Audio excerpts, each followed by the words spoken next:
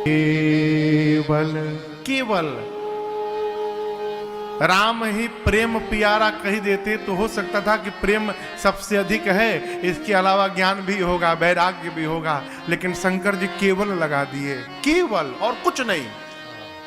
राम ही केवल प्रेम प्यारा,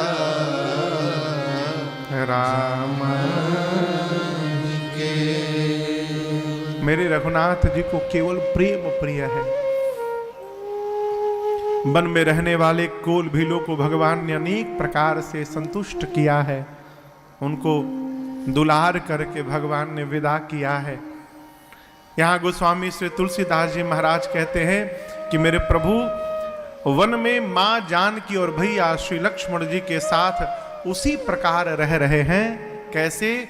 जैसे देवलोक में देवराज इंद्र अपनी अर्धांगिनी मां सची और पुत्र जयंत के साथ रहते हैं, उसी प्रकार भगवान वन में चित्रकूट में रहते हैं। भगवान वन में चित्रकूट में रहते हैं। कृपा करिए, देवलोक का ऐश्वर्य और चित्रकूट के वन का ऐश्वर्य कोई तुलना है क्या? लेकिन भगवान वन में भी जैसे कोई देवलोक में आनंद में रहता है, भगवान वन में आनंद में रहते हैं। जानते हैं क्यों? स्वीकार धर्म के कारण। परिस्थिति को यदि स्वीकार करने का स्वभाव बन गया जीवन में, तो हम कभी दुखी नहीं हो सकते। आपको मेरी बात समझ में आ रही है? हम जो कह रहे हैं, स्वीकार करिए।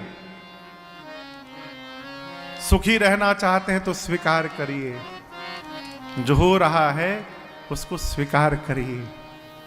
हमारे पूज्य महाराज श्री कहते, बेटा तुम सोचो वैसा हो जाए, खूब आनंद में आना,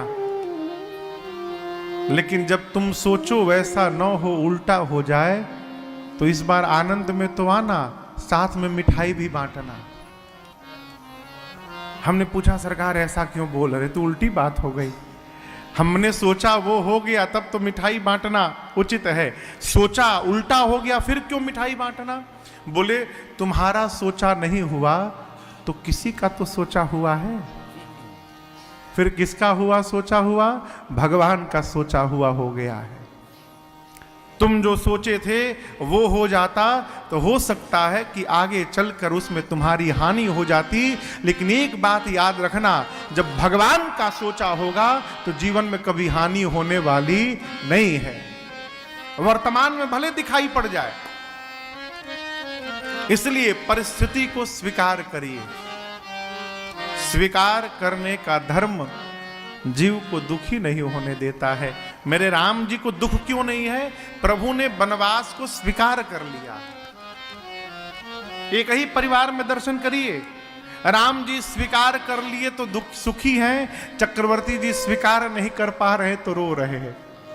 स्थिति एक ही है, परिस्थिति एक ही है, लेकिन मन की स्थिति अलग अलग हो गई है? भगवान बड़े आनंद में चित्रकूट में है।